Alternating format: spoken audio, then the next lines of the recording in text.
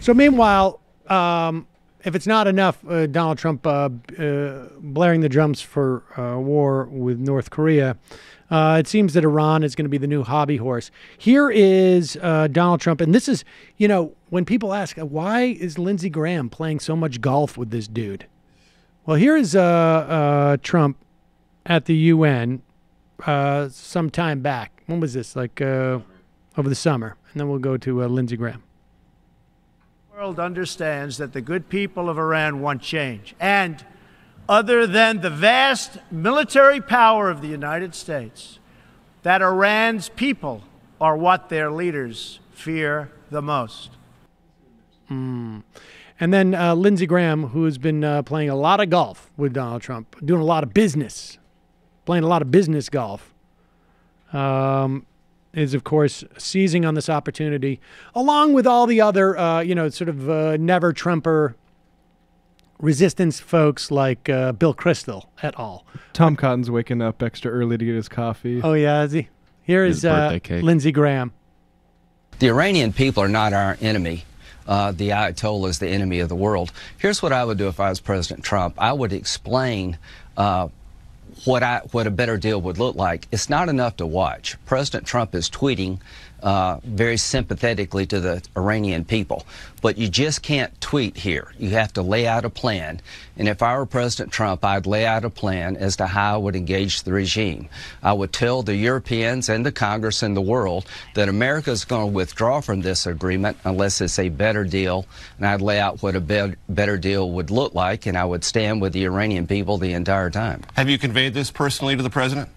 I just did. Okay, very good. Sometimes you could do that by phone, and I'm just curious about that. Yeah.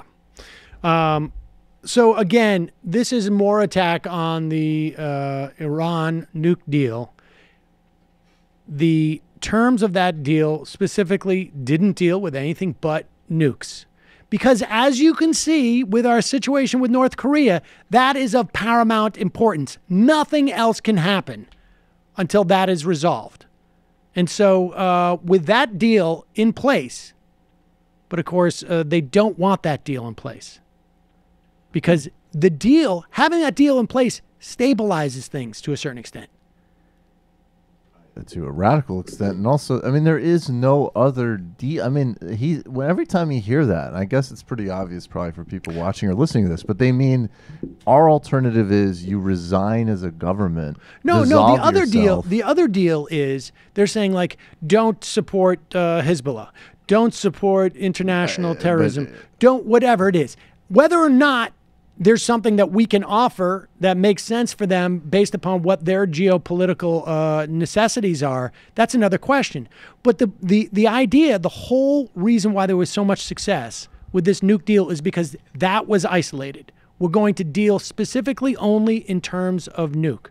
And then if there's any other subsidiary deals, they will emanate out of what is built out of that nuke deal. That's exactly right. But again, like not supporting Hezbollah as an example is tantamount to just be a different government. Like some of these things are simply parts. Like it's like if Iran said, there's no, even the most insane Iranian people in the leadership, none of them said as a precondition of any type of deal with the United States, you need to immediately not recognize Israel or give it military support. Like it's just, it's not within the realm of reality to say you're not going to support Hezbollah. And the deal is successful. And if they want to support people protesting, they should shut up. Yep. That was actually one of the smartest things that even Obama, who there was way less hostility towards, he kept out of the way of the Green Movement. And that was helpful.